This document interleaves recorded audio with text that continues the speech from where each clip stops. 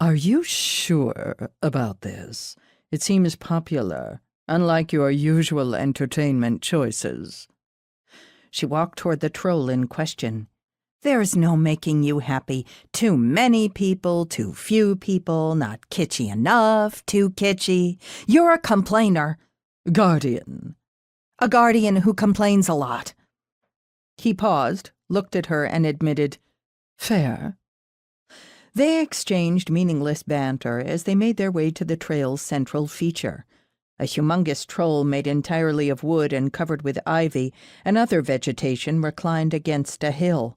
This creature was based on old Earth fairy tales rather than modern-day imports from Orosaren, and it lacked colorful hair and big eyes. Nonetheless, Isaac Heartstone radiated a sense of peace and calm. They stared at it in silence for almost a full minute before Runeclaw commented, I like him. Scarlett's mind, which had been drifting, returned to the moment. Me too, buddy. As she pivoted, intending to begin the trek back, a thump in her chest that felt like her heart had beat a couple of extra times stopped her. She frowned and lifted a hand to the pendant under her t-shirt. Her grandmother had left it for her, and it contained magic she thought had been fully transferred to her. She had learned new skills, and her power reservoir had deepened. It seemed as if it had more to do. Runeclaw asked, What? She stepped to the side of the path and looked around. I don't know. A feeling. I thought of leaving, and got the distinct impression we shouldn't. Then perhaps we should stay a while. She looked down at him. You felt things like that before?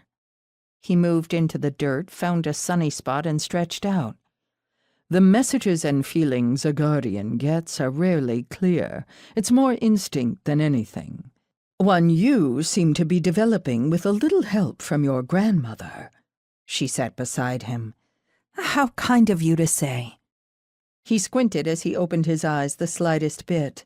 Don't get used to it. I'm honest, and honestly, there's usually more bad to say than good where you're concerned. The words were said with warmth, and Scarlett laughed. You're a goofball, a complaining goofball guardian.